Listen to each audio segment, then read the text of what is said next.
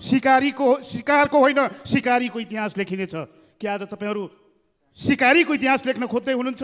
जनतालाई शिकार गरेर, जनतालाई दुःख दिएर यो राज्यका संरचना बनाइरहनु भएको छ। दुनियाँलाई थाहा छ कि नेपालको पैसा विदेशमा छ, नेपालको कालो धनहरू विदेशमा छन्, नेपालका भ्रष्टाचारीहरूले आफ्नो पैसा लुकाएर विदेश लान्छ। दुनियाँलाई थाहा छ।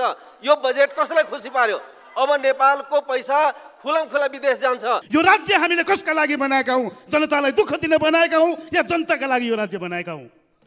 तमाम नेपाली जनतालाई रोजगार दिन नसक्ने, खाना लाउने बासको व्यवस्था गर्न नसक्ने अनि जीविकोपार्जन गर्न विदेश जाने महिला दिदीबहिनी र दाजुभाइहरूलाई ठग्ने यो राज्यको यो संरचना जवाबदेही हुनुपर्छ कि पर्दैन? आरजु देउवा जो परराष्ट्र मन्त्री हुनुहुन्छ, उहाँको एउटा घटक एनआरएन बनेको छ भने प्रधानमन्त्रीजीको अर्को एनआरएन बनेको छ भने सबै निकायमा तपाईँहरूको द्वन्द्वले गर्दा दुःख पाइरहेको र देशै बर्बाद हुन लागेको त सबैतिर हेरिरहेछौँ। अहिले सभामुख संसदको अभिभावक हो र सभामुख 1 सिटको पनि र 100 सिटको पनि अभिभावक हो।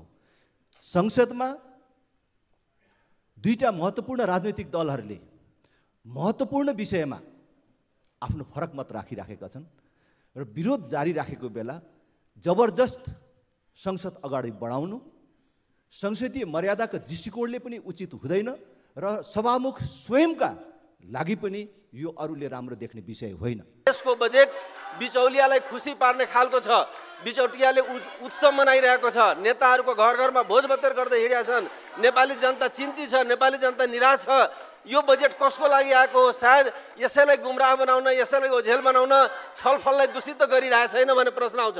हामी चाहन्छौँ नेपाली जनताले सबै कुरा बुझोस् कसको लागि बजेट आयो। दुनियाँलाई थाहा छ कि नेपालको पैसा विदेशमा छ, नेपालको कालो धनहरू विदेशमा छन्, नेपालका भ्रष्टाचारीहरूले आफ्नो पैसा लुकाएर विदेश लान्छ। दुनियाँलाई थाहा छ। यो बजेट कसलाई खुसी पार्यो? अब नेपालको पैसा खुलमखुला विदेश जान्छ।